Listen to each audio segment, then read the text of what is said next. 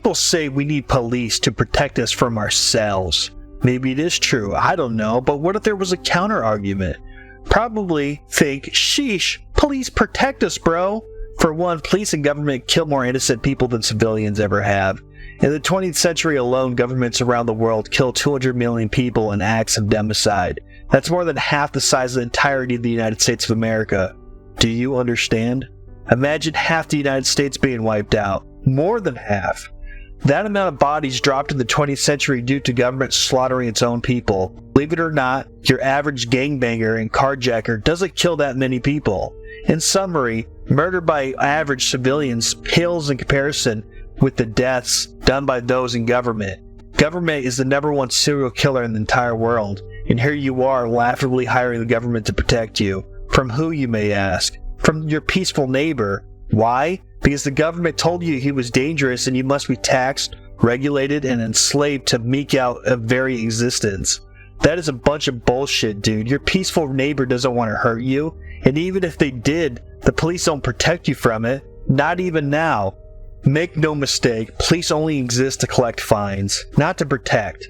Look up Warren versus District of Columbia if you don't believe me. Or DeShawnee versus Winnebago County Department of Social Services, where they concluded the police didn't need to protect a son from his abusive father. What about Castle Rock versus Gonzalez? A woman sued the police for failing to protect her from her husband after he violated a restraining order and abducted and killed their 3 children.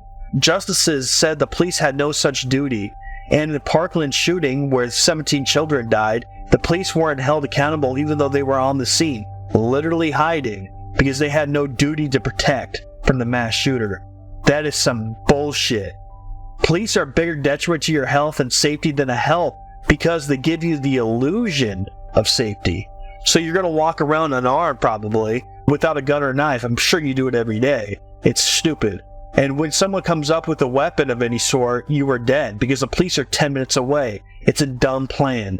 Hear me out. Wouldn't it be better not having police at all and people had the illusion of danger? So everyone packs a weapon for safety so they actually have a chance of survival if someone tries to hurt them. And you may say, oh, well, not having police around, well, no one can protect me. Well, they're 10 minutes out anyways. They can't protect you at all. By the time you make the phone call and they show up, it's already too late. The bad guys have gone. Or they've already killed you. One of the two. All they're good for is outlining your body in chalk. Being aware of your surroundings and packing a weapon increases your chances of survival by like 10-fold. Walking around unarmed and waiting to be an easy victim is not the way to push society forward. And police give you the false illusion that doing so is safe. It isn't. Walking around without a weapon is like the worst mistake you could ever make. And I think if people knew police were gone, they'd be more responsible and carry more often, which would solve the problem completely. Also, hear me out. What if instead of having police, we replace them with private security? Private security are on the scene already and can protect you in like 3 seconds as opposed to the 10 minutes like police always do. And the value of that cannot ever be overstated. And 50% of your income doesn't need to be taxed just to get private security like you do police.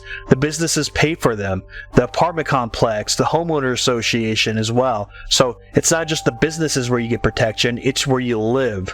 Well, without massive government, who will build the roads, you ask? The darn businesses, just like they do with private security. They need to build roads to the businesses in the first place just to get the machinery down there to build the place. The road is the very first thing they build, dummy, and it doesn't require government to do. Who's going to protect us from drugs? You are. Education for the mother and father is the best bet for this. Let them know the dangers of drugs. Let them know 90% of people who try heroin or meth never quit it, and it absolutely destroys their lives, their ability to function, their teeth, and it will eventually most likely kill them very young. You don't need government to enforce these things to be illegal. Making them illegal, all it does is make the people who sell it risk being arrested for selling it. So you're probably wondering, why does that matter? Why does it matter if their job's risky? Well, if you make it risky, like them going to prison and stuff, they're going to kill to not go to prison. So they're going to kill civilians and cops. And that makes it so the drug war now kills more people than drugs itself. The solution to the problem has now become worse than the actual problem. That's the problem. Let me make this clear. Illegalizing drugs made the drug cartels, right? Illegalizing alcohol back in the day made the mafia. Imagine what illegalizing cigarettes would do. It would create a cigarette cartel. The businesses would dry up and leave while cartels come in to supply people with cigarettes. And make no mistake, those cartels will be brutal. And it's scary, because that's what happens when you illegalize stuff. That's what happens when you do prohibition. Imagine what happens if you banned guns again, like all of them. You would create another cartel. It would create a gun cartel. It's something so scary that I don't even want to fathom. So please don't ban guns. You may say, well, that didn't happen in Australia or other countries. Well, because they don't have as many guns as us. We have 500 million guns in the United States of America. We have more guns than people. It's a little different. Point is, prohibition and banning things doesn't work anyways. Why doesn't it work? When you make something illegal, you make it risky. When you make something risky, you make it lucrative and expensive. And you make it pay well. This is why gangbangers and drug cartels do what they do. It's because you made it illegal and you made it very profitable. The solution is very simple. Is just keep things legal. You know what happens in drug cartels and the mafia, and their product goes from being illegal to legal? You then take all the risk out of their job, and therefore they don't have to kill people to stay out of prison. They essentially become regular businessmen, and that's good. They become like the tobacco industry, where they openly tell you they sell a product that will kill you. So you make the choice whether or not you want that product. It's way better than creating a drug cartel that will also kill people on top of that. Alright, this next one's a big topic. Without big government, who will protect us from the guns? The answer is the same thing that protects us from guns now. Other guns. The government puts on the mainstream media every morning that there's like 450 mass shootings a year in America. Sometimes they say 500. That is just simply not true. You look at their cited statistics, in 80% of those cases, not a single person died, and most of the rest are good guys shooting bad guys in home invasions. Or they include police killings where they kill bad guys. Both situations are self-defense cases. Yes, they include self-defense cases as mass shootings. It's freaking ridiculous. So if there's a liquor store robbing where this guy comes in with a gun and he shoots 3 people in the foot, that's still considered a mass shooting, even though it was a liquor store robbing. It wasn't a freaking mass shooting at all. Big difference, right? But they don't care. They don't care about that difference. Or they'll say there's a self-defense situation where a woman has a gun and she shoots the robbers, 3 of them, in the foot. What happens then? Oh yeah, mass shooting. It's a mass shooting. It's considered one, even though it was a good guy stopping a bad guy. And they had nothing to do with the mass shooting whatsoever. They even include attempted mass shootings as mass shootings, even if they were prevented. For example, somebody gets shot in the shoulder, somebody gets shot in the leg, somebody gets shot in the elbow. Let's say immediately afterwards it's stopped by a citizen, right, with a gun. And he stops the whole thing, and nobody dies. But that's still considered a mass shooting. Let that sink in. Attempted failed mass shooting is considered a mass shooting still. Jesus Christ. You may be asking yourself, how did things get so screwed up? Well, it used to be 3 or more dead was a mass shooting, which makes sense to me because there's bodies, right? There's actual dead people. That's a mass shooting. A mass shooting to me is multiple dead bodies.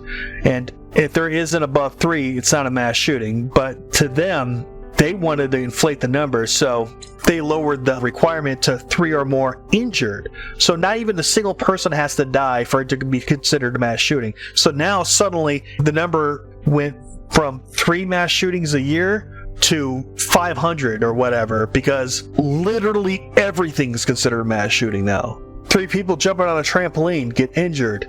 Mass shooting. Just kidding. But it do be like that though.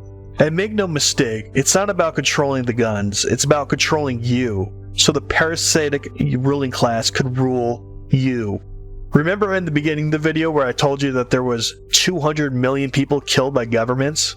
You know what they did first before they killed their citizens? They almost always took away the guns first, in about every freaking case. So please be one of the ones that learn from history and actually do not give up your guns ever under any circumstance. Also, there's like 70 homicides a day in America with guns, according to the left. That sounds like a lot until you figure out nearly 70% of those are suicides, and the rest are self-defense killings by cops and good guys, and the very little left over are actual murders. And those murders are usually crime-ridden areas where guns are impossible to get legally, where the crime rate is rampant. In other words, states that trust government a little bit too much. Realize this too, your media is controlled by the government. The government literally sends scripts to all the major mainstream media platforms, and they read it off to their audience verbatim. So everything you hear from the news is completely scripted from the government itself. None of it's real. I mean, they might be reporting some things that are real, but it's all manipulated by government's point of view. So you're hearing biased information when you're thinking you're hearing unbiased information from lots of different sources. No, you're hearing biased information from one source, and that is government. And that is very important to know. Almost everything you know is a lie, especially if you trust government. Anarchy doesn't mean chaos, by the way, and no rules. Your rulers would like you to think it does, but anarchy doesn't mean that. Anarchy just means no rulers, not no rules. Anyways, did anything from this video make sense to you? Let me know in the comments. Thanks for watching.